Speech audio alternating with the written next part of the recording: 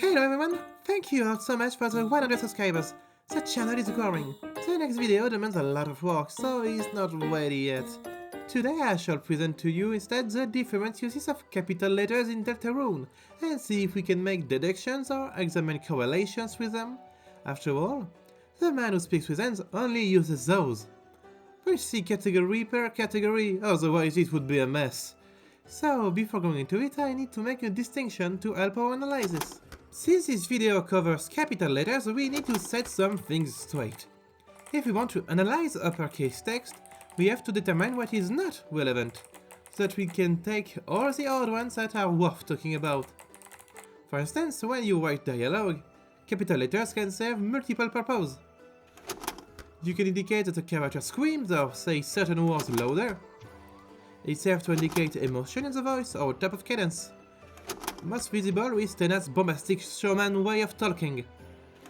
We cover anything from dialogues or music names or anything like that, because they all have interesting deductions to get from them. To undertake LV, we have to take a look at things that seem to only be in all caps due to being UI elements or gameplay stuff, like defend or spells. But note that all caps text are related to game mechanics, so to a fourfold working kind of deal, making capital letters some sort of indicator of knowing about the gameplay of the world. Visual say does way too much, which is actually really relevant. It is rarely linked to Gaster, because it's green. Yeah. Now Gaster is a prime example of capital letters, then we serve as our first part. Let's get the man out of the way first. As we all know, Gaster only talks in capital wingdings, or in all caps not wingdings in the introduction of Deltarune. It doesn't seem like he shouts his lines though, so it's probably a quirk of the way he communicates to us in the Another Rim section, and a quirk of his wingding language. In general, characters don't talk like how they write, due to the fact they use an actual physical thing to write instead of talking. As we can see in the tale, with how Alfie only writes in lowercase text, yet she talks completely normally. And we can see checks out with the Gaster entries and the True Lab that are written with proper capitalization.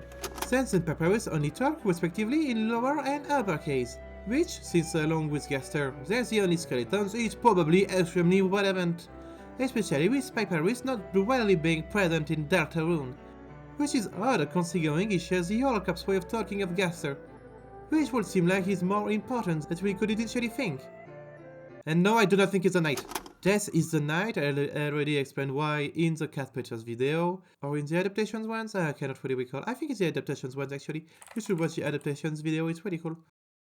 However, I still wouldn't be surprised if Deltarune Papyrus is actually Deltarune Gaster. Overall, capital letters are very related to Gaster. He also named his important files in capital letters like image_friend. As we said, capital letters are associated with a higher level of understanding of the world. And that's something we'll have to keep in mind, and that you probably already know, hence why I won't linger on that topic any longer. Let's take a look at characters who also only speak in capital letters, and see what we can glean from that. The list of characters who only speak in capital letters is as follows: Jival, Spamton, The Forgotten Man, Ewam, and Jackenstein. Funny how every chapter got one of these, at least. The Forgotten Man is pretty easy, as I think it's a sort of Gaster, like a repressed memory of Gaster or a lost memory. One of those. It is, however, interesting to note that he only talked in chapter 3, the chapter where the egg room only has characters speaking in all caps due to being in a game inside the game. Speaking of which, interestingly enough, all in-game games have all caps dialogues. However, in his Valentine letters, he also talks in all caps, so we can see that he really does speak like that. Which is something you will also have to remember. Anyway, it seems like the Forgotten Man only felt like speaking in the weirdest egg room, with its 167 grey and its deep monochrome copies lore and its all caps text. Which, while knowing the character, makes a lot of sense. The Forgotten Man's speech tends to hide capitalized words, like Deltarune in his letter. I think it's a really fun idea, since this sort of a repressed memory is only manifested in a place where his all caps dialogue could be hidden in a world where everything is all caps already. His green Gasterisms hidden in a green Game Boy world, and his words hidden in his speech. He is characterized as a very elusive character, and that's really clever writing right there. Almost as if he manifested more than usual due to the environment being closer to his nature, especially when you consider the 5 eggs and shadow crystals. Well, he is right in between the game's first part. As well, 3 is between 1 and 2 and 4 and 5, you know. Damn, that's a really deep analysis right there, Viv. I'm not sure if it's him trying to hide or if it's just his existence being so fleeting that it only allows him to really communicate here. Jevon and Spartan are rather easy. Is that to make them feel more unhinged when talked to for us? As if they are screaming, crazy or malfunctioning, but also they are just more aware of the truth of their world, and more connected to Gaster due to the likely mystery man who talked to them. The use of capital letters in their dialogues is twofold. Interestingly, the place where you fight both of them is a dark area. Basements, to be exact. Jackenstein is a weird one among them, as he seems to only have the always screaming explanation, the only one without a Gaster connection. However, we can have an explanation by looking at his theme. A dark zone. In all caps. Maybe capital letters are also related to the dark. On top of that, his area is also a sort of basement. Maybe we should dig deeper into the music. For this part, I need to pull out the list of all music that are capitalized in the Deltarune OST and find some common threads. There is 3 capitalized music in chapter 1. Firstly, Another Rim, which is Gaster related, The World Revolving, which is a secret boss theme, and The Early, which is a Dark Fontaine theme. Then there is 5 music in chapter 2, The Cyber's World, which is kinda weird, let's put it aside. High Heavery is the boss theme, same as Now There Seems to Be a, Kijen and Big Shot, while Diaton, A Real Boy, and Deal Gone Wrong aren't. Maybe because Diaton is not directly related to Spamton, like the circus for Jewel, but to the leitmotif they share. Because the Real Boy is Spamton poking out of his limits, and they simulated to capital the letters for now. The limits.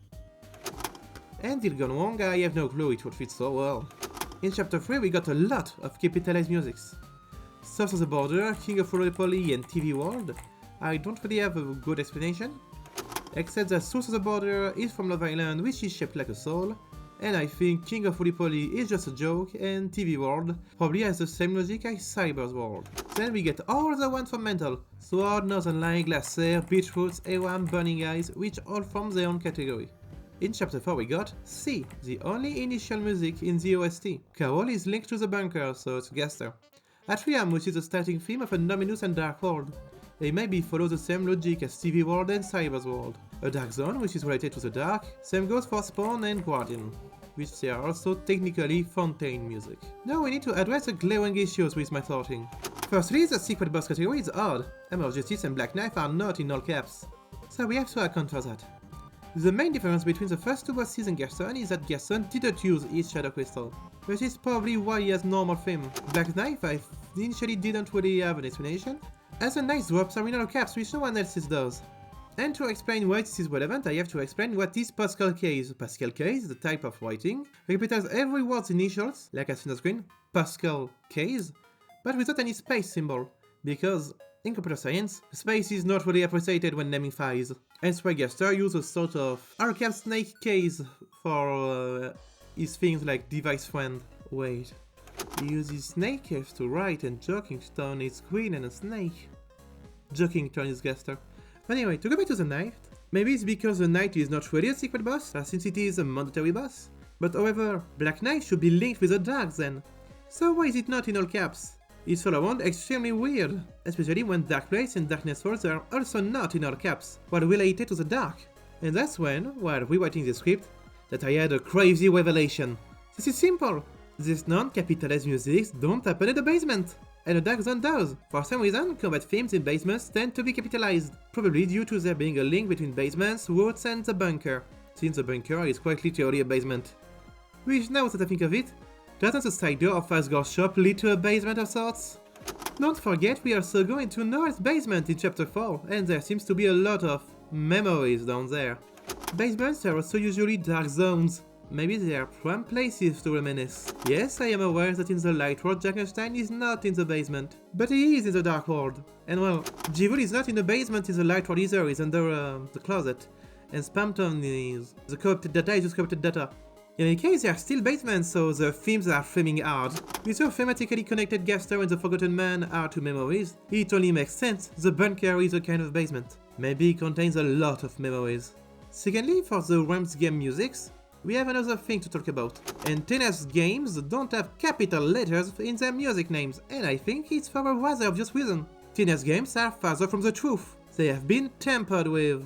All those elements combine and me think that the worlds in capitals are related to some sort of truth, the deepest layer of darkness and fictions, the relation with Gaster, memories and darkness itself, the shadow crystals, truth and fiction, all being correlated, and so on. This explanation also fits in with the use of capitals in a meta sense. They are here to make things more significant, so it only makes sense that the capitalist musics align with capital themes of the game. This in itself reinforces my video on adaptations, you should really watch. In any case, it shows how Deltarune tends to show fiction in a way to uncover unspoken truths. Like the unspoken truth of me liking subscribers, please subscribe. Anyway, an actual fun conclusion you could reach with this is that, you know how knows your chance to be here, and big shots are names that complete each other? What if it's the case for other musics? For instance, the theme of Dark Fountains, and the theme of the thing created by opening Fountains in the Dark Fountain. The Holy Guardian, which would explain the angelic theming of the Titans, and fit with the fact Gaster is a fallen angel, and the Titans somewhat looking like him. And this video totally didn't originate from the silly observation, what do you mean? I was going to talk about the different worlds in all caps, but it's really not that interesting, so instead we'll talk about the legend and the truth behind the roaring.